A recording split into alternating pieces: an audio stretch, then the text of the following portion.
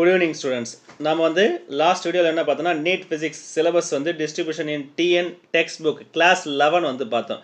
நம்மளுடைய 11th புக்லயே நம்மளுடைய TN text புக்லயே வந்து 11thல வந்து எங்கெங்க வந்து physics ஓட chapters NEET chapters வந்து இருக்கு அப்படினு வந்து டீடைல்ஸா பார்த்தோம். சரிங்களா?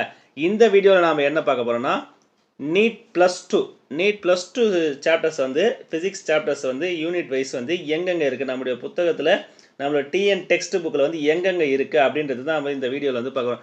நம்ம யூனிட் பார்த்தீங்கன்னா நம்ம புக்கில் இருக்கிற மாதிரி தான் நம்மளுக்கு மொத்தம் 11 லெசன்ஸ் இருக்குது. இங்கே வந்து 10 யூனிட்ஸ் தான் மெயினாக படிப்போம். 10 யூனிட் தான் வந்து நம்மளுக்கும் வந்து இங்கே வந்து நீட் ஃபிசிக்ஸ்லேயே வந்து கொடுத்துருக்காங்க. இதில் வந்து சாப்டர் வைஸ் நம்ம க்ளீனாக பார்த்தாவே போதும். நீட் வந்து ஈஸியாக வந்து எவ்வளோ கொஸ்டின்ஸ் மொத்தம் இருக்குது நம்மளுக்கு 45 கொஸ்டின்ஸ் இருக்குது. அதில் 40 அபோவ் 40 வந்து நம்ம ஈஸியாக வந்து நம்ம ஸ்கோர் பண்ணிடலாம். சரிங்களா? ஃபஸ்ட்டு டாபிக் நம்மளுக்கு ஏற்ற மாதிரி தான் ஃபஸ்ட்டு எலக்ட்ரோஸ்டாட்டிக்ஸ். இப்போது அது இல்லாமல் என்ன பண்ணலான்னா நம்ம வந்து எப்படி வீடியோஸ் போட போகிறோம்னு பார்த்தீங்கன்னா நம்ம ஸ்கூலுக்கு எக்ஸாம் போர்டு எக்ஸாமுக்கும் நீட் எக்ஸாமுக்கும் ஒரே நேரத்தில் எப்படி ப்ரிப்பேர் பண்ணலாம், மார்க்ஸ் எப்படி அதிகமாக ஸ்கோர் பண்ணலாம் அப்படி தான் சாப்டர் வைஸ் யூனிட் வைஸ் வந்து வீடியோஸ் வந்து இனிமேல் அப்டேட் பண்ண போகிறோம். அதனால் வந்து வீடியோஸ் வந்து முழுசாக பாருங்கள், டெய்லியும் வந்து பாருங்கள். இப்போ பார்த்தீங்கன்னா ஃபஸ்ட்டு யூனிட் வந்து பார்த்தீங்கன்னா நம்மளுக்கு தெரிஞ்சதான் எலக்ட்ரோஸ்டாட்டிக்ஸில் இருக்கிற எல்லா டாபிக்ஸுமே என்ன ஆகுதுன்னா நீட்லேயும் வந்து கவர் ஆகுது. உங்களுக்கு வந்து இதெல்லாம் தெரியும் பாருங்கள். எலக்ட்ரிக் ஃபீல்டு, எலக்ட்ரிக் டைபோல், பார்த்தீங்கன்னா electric field due to dipole, இப்படி ஒவ்வொரு சாப்டருமே என்ன ஆகுதுன்னா நம்மளுக்கு எலக்ட்ரிக் ஃப்ளக்ஸ் மெயினாக வந்து கேட்குறாங்க. எலக்ட்ரிக் ஃப்ளக்ஸ்லேருந்து தான் கொஸ்டின்ஸ் வந்து இம்பார்ட்டண்ட்டாக வந்து ரிப்பீட்டடாக கேட்குறாங்க. அதோட கொஸ்டின்ஸ்லாம் நாம் வந்து பார்க்கலாம் பின்னாடி. சரிங்களா? எலக்ட்ரிக் ஃப்ளக்ஸ் எல்லாமே வந்து கொஸ்டின்ஸ் மெயின். வாண்டிகிராஃப் ஜென்ரேட்டர் வரைக்கும் வந்து நீட் சிலபஸில் இருக்குது. அடுத்து கரண்ட் எலக்ட்ரிசிட்டிலையும் வந்து இம்பார்ட்டண்டாக ஓம்ஸ் லா ரிலேட்டட் கொஸ்டின்ஸ் தான் வந்து ரிப்பீட்டடாக வந்து கேட்டுருக்காங்க. சரிங்களா? அடுத்தது அப்புறம் வந்து serial and parallel combination of resistors, combination of cells and series, Kirchhoff லாஸில் ஒரு லா தான் வந்து நம்மளுக்கு வந்து கேட்குறாங்க. அதில் வந்து கொஸ்டின்ஸ் வந்து கேட்குறாங்க. ஃபர்ஸ்ட் லா மட்டும்தான். அப்புறம் வந்து இப்போ பார்த்தீங்கன்னா அடுத்து தேர்ட் யூனிட் பார்த்தீங்கன்னா magnetic effects of current and magnetism. நம்ம புக்கில் இருக்கிறது தான், நம்ம புக்கில் இருக்கிற சாப்டர்ஸ் தான் கொடுத்துருக்கு. இப்போ பார்த்தீங்கன்னா ஒவ்வொரு லைனுக்கு வந்து சைக்ளோட்ரான் எங்கே இருக்குன்னா 3.10.4 நம்ம புக்கில் இருக்குது. அப்போது அதை பற்றின தகவல் வந்து படித்தா போதும். நம்ம வந்து நீட்டுக்கு வந்து ப்ரிப்பேர் பண்ணுறப்ப என்ன பண்ணணும்னா நம்மளுடைய புத்தகத்தில் இருக்கிற தகவல்களை படிச்சுட்டு அதை வந்து எப்படி வந்து அப்ளை பண்ணி சம்ஸை வந்து சால்வ் பண்ணலாம், அதை வந்து தெரிஞ்சுக்கினாவே நம்ம நீட் ஃபிசிக்ஸில் வந்து அபவ் 40 கொஸ்டின் வந்து ஈஸியாக வந்து சால்வ் பண்ணிடலாம். தியரிட்டிக்கல் கொஸ்டின்ஸ் வந்து கம்மியாக கேட்குறாங்க. எது அதிகமாக கேட்குறாங்க நம்மளுக்கு ஒவ்வொரு டாப்பிக்கோடைய அப்ளிகேஷன்ஸ். நம்ம வந்து அதனால் என்ன பண்ண போகிறோம்னா ஃபார்முலா வந்து ஒவ்வொரு டாபிக் வைஸ் ஃபார்முலா பார்த்துட்டு இம்பார்ட்டன்ட் டாபிக் ஃபார்முலா பார்த்துட்டு அதோடைய ப்ரீவியஸ் இயர் கொஸ்டின் சால்வ் பண்ண போகிறோம். உங்களுக்கு வந்து ப்ராக்டிஸ் பண்ணுறது கொஸ்டின்ஸ் கொடுக்க போகிறோம். சரிங்களா? ஒரு டெலகிராம் சேனல் ஆரம்பிச்சிருக்கு. அந்த டெலகிராம் சேனலில் PDF அப்லோட் பண்ணுறோம், கொஸ்டின்ஸ் வந்து அப்லோட் பண்ணுவோம். அடுத்து ஃபோர்த் லெசன் வந்து unit 4 electro magnetic induction and electric alternating currents. சரிங்களா?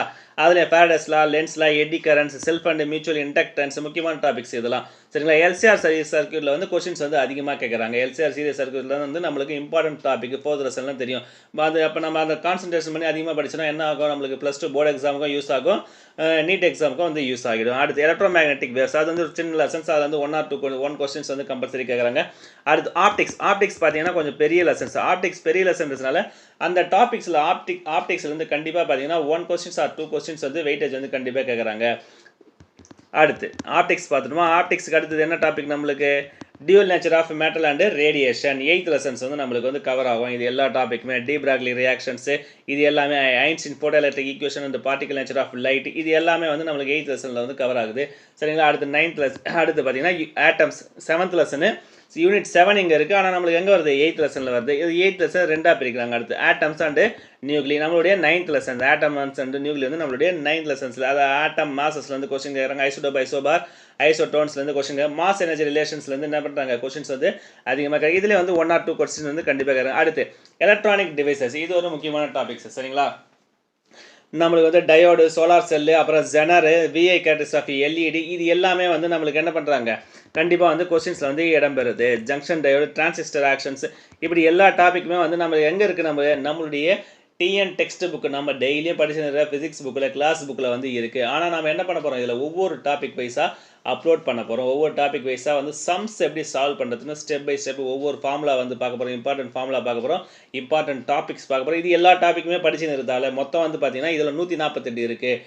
12th வந்து சப் டாபிக்ஸ் பார்த்தீங்கன்னா சிலபஸ் வைஸ் பார்த்தீங்கன்னா ஒரு 148 டாபிக்ஸ் வருது.